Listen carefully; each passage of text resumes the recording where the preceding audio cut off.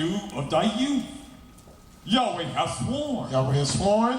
And will not repent. I'm not going back. Will not repent.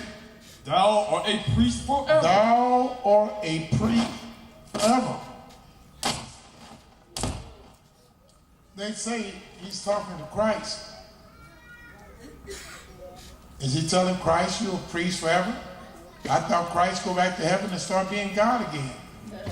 I thought that that Christ was just God who wrapped himself up in flesh and blood and came down to earth.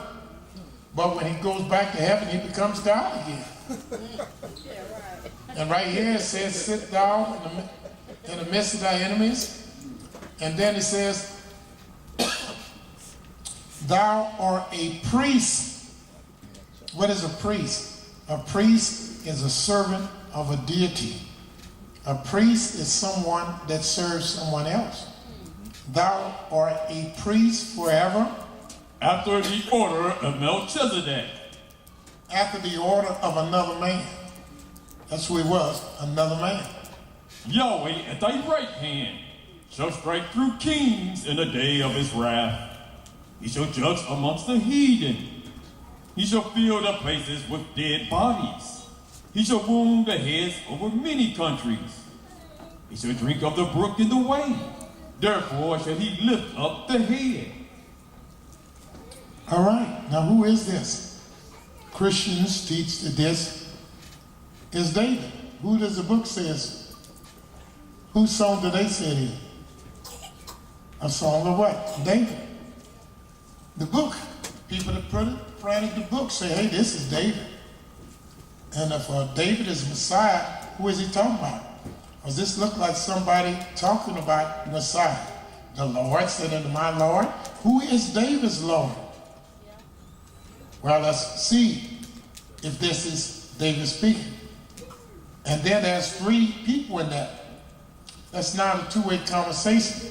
It said, someone is speaking and said, the Lord said unto my Lord.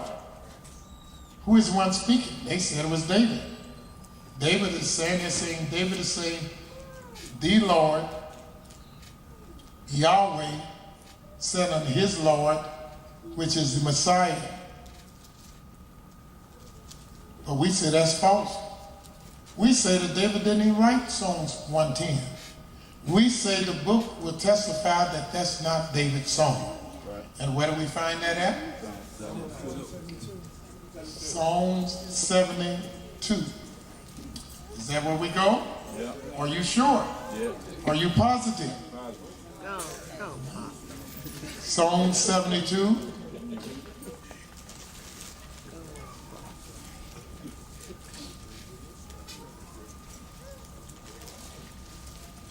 And while you're looking at Psalm 72, let me tell y'all this.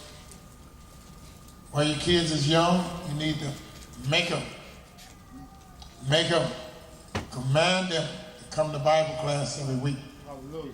Train up a child in the way he should go, and when he's old, he should not depart. Make them come to class. Who do you teach doctrine? Who do you teach precepts? Them that are weaned from the what? And drawn from the, weaned from milk and drawn from the breast. You teach it to the little ones.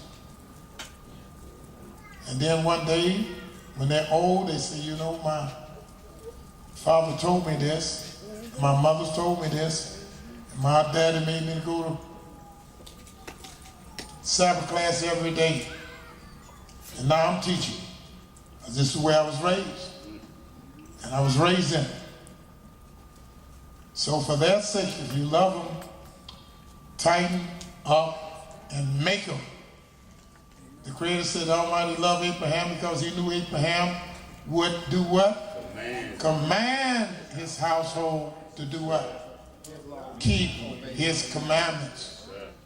He would know he would command it.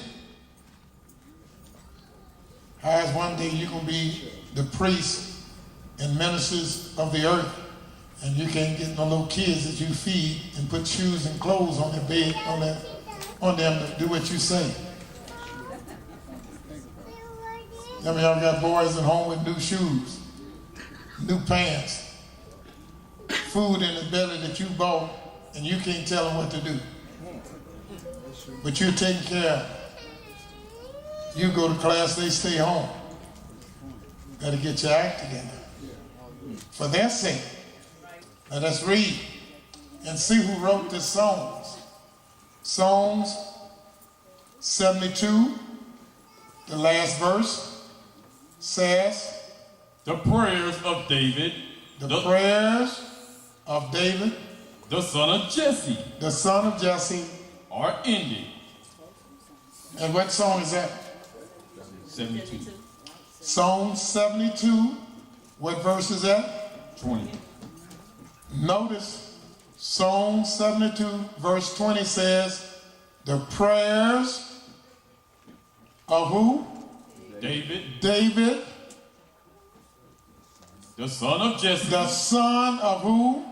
Jesse. Letting you know who he's talking about. Have ended. What does the word ended mean? Meaning finished. So David only had 72 songs. The last song David wrote was 72. Any song that they didn't know who wrote it, they attributed it to David and put his name on it. And Psalms 110 is like that. Another song, they put it on a bunch of songs. Let me show you another illustration of a song they didn't know who the author was, so they put David's name on it. Go to Psalms 132.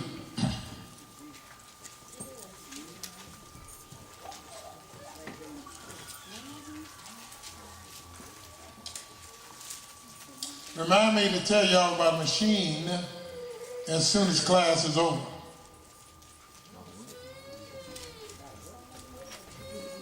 Psalms 132, you have it? What does the first verse say? Now they said this is David talking, but listen to it. Yahweh. Remember David. Remember David. Now how would David be praying and saying, Yahweh, remember David and all of his afflictions? I'm not going to pray to the Almighty. Y'all want you to remember Elesha and all of his afflictions. I say, y'all remember me. Yes, sir. For all my goodness and all my afflictions. Yes, sir. That's how you pray. But this is saying, Yahweh, remember David. And all his afflictions. And all of his afflictions. But that tells you it's a song of David. Keep reading. How he swore and how Yahweh. He swore unto Yah. And bowed unto the mighty Elesha. And I bowed unto the mighty one. Now you know that's not David. But because we know it's not David, because we know David only had 72 songs. This is 132. So we know somebody else said it, even though they have David's name behind it. Now what's the first question? The other question she asked. What was the New Testament put together? Why was the Old and New Testament put together? All right, I'm going to answer that and where I'm going to take it. No, I'm not going to take it to Marcion. I'm going to take it to this book. Ezekiel. I want 3 people to raise your hand, and I want to see which one know exactly where I'm going to take it. And who's the closest. All right, starting at you, Mordecai. I don't know the verse, but where the Almighty said he would give us bad statutes. Bad statute?